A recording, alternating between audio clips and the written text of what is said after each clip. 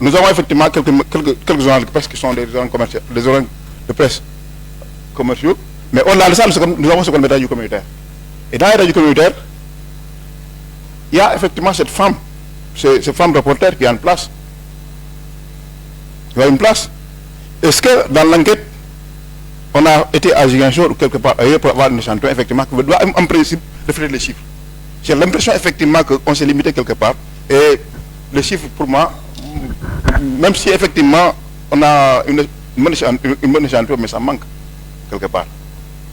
C'est la question que je vous pose, effectivement. Merci.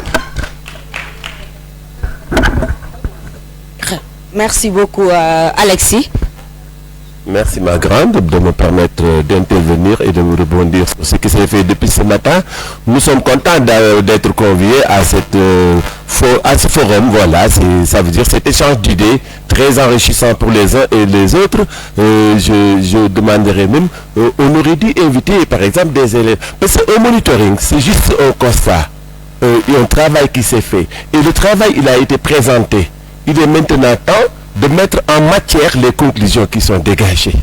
Je crois que maintenant, par rapport à tous les échanges qu'ils sont en train de faire, tout le monde le sait. C'est dans la mentalité des gens ce qu'il faut faire. C'est pourquoi même je me demande, j'ai vu tantôt un collègue intervenir sur la présentation de Kaddu Yaraax avec une approche très littéraire et classique qui m'a fait croire, qui m'a fait penser qu'on aurait dû inviter même les GOSCO, c'est-à-dire les gouvernements scolaires des écoles, à assister ici parce que le genre, comme monsieur l'a analysé, se prépare au bac. Il a parlé de sa devise, Kassigadou de Maurice, il a parlé d'unité de temps, unité de lieu. Je me suis dit, est-ce qu'il n'était pas professeur par hasard?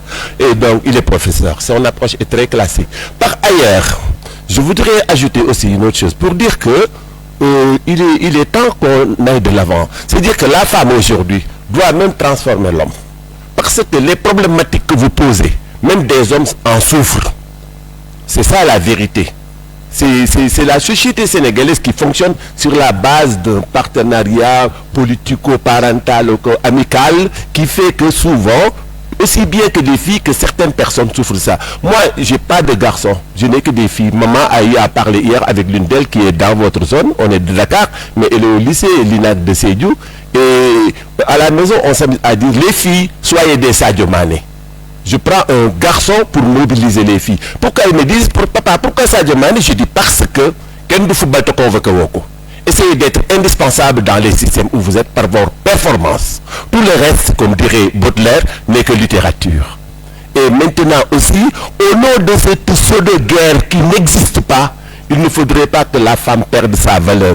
Parce que la femme africaine n'est pas la femme occidentale. Je me rappelle les vers de Renaud attaquant Madame Thatcher, qui fut premier ministre anglais. Il disait que femme star, oui, parce que moi, il dit que toutes les femmes, je vous chante, même à la dernière des femmes, je veux dédier ces quelques vers issus de mots des hommes et de leur morale guerrière. Parce que dans les rues des hooligans, des Palestiniens qu'on a massacrés, il n'y a pas la seule main d'une femme, à part peut-être Madame Thatcher.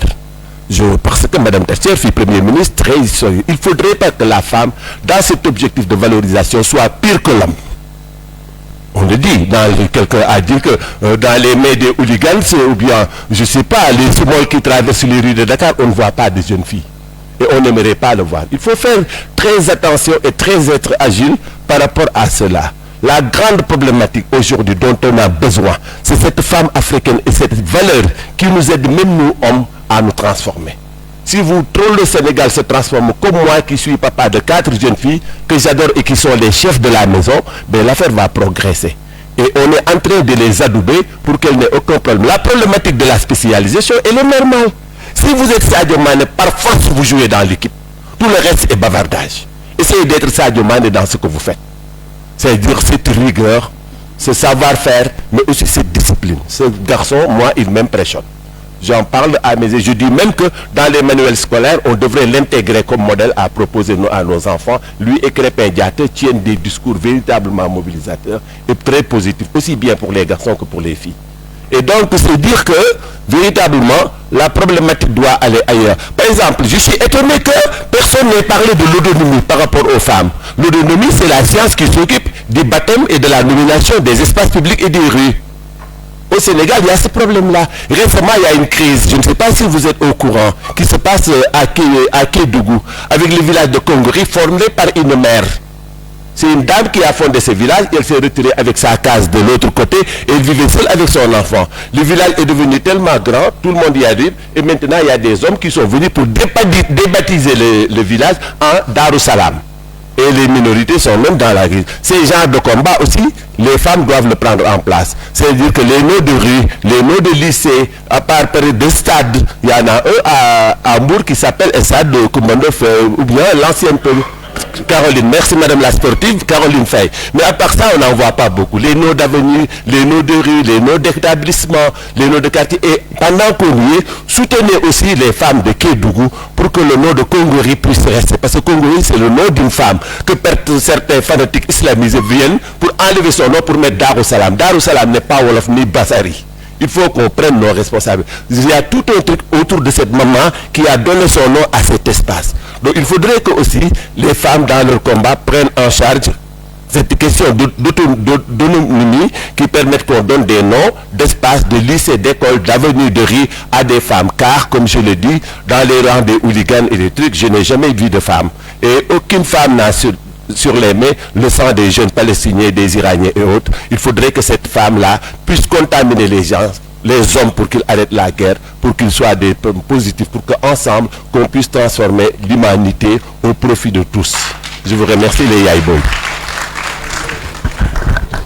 Merci beaucoup.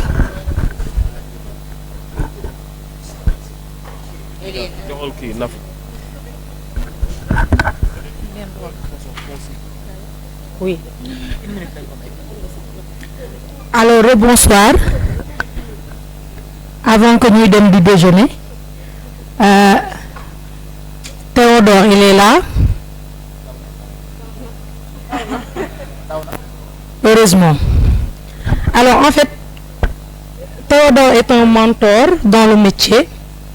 Ah, justement, il est là. Bonsoir, Théodore. Bonsoir. C'est un mentor que j'estime beaucoup, que la plupart des journalistes aussi estiment. Et cela, c'est de par sa professionnalisme et le courage qu'il a. Et ce même courage-là a conduit Théodore à dire qu'il n'est pas d'accord avec les féministes. C'est bien, c'est très bien. C'est très bien d'avoir ce courage et c'est très bien d'avoir argumenté comme tel, parce que moi en tout cas, je suis féministe extrémiste. Pourquoi? Si être féministe, parce que Théodore, vous ne verrez pas un homme subir de violence dans les médias. Vous ne verrez pas un homme subir de l'harcèlement sexuel, pour ne pas dire viol, dans les médias. Vous ne verrez pas un homme subir de body shaming dans les médias. Vous ne verrez pas d'homme subir de dénigrement dans les médias. Vous ne verrez pas d'homme subir de mise au frigo dans les médias. Vous ne verrez pas d'hommes, vous ne verrez pas d'hommes, etc. Vous ne verrez que des femmes avec ces multiples choses-là, ces multiples points-là.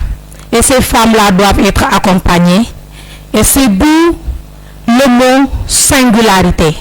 Ce mot, il est important, Théodore. Ce mot, il est très important. Singularité. Tout simplement parce que ce sont nous qui sont confrontés à ces points-là et pas les hommes. Et si ce sont des femmes qui sont confrontées à ces multiples problèmes, ce doivent être ces femmes-là qui doivent être accompagnées, suivies.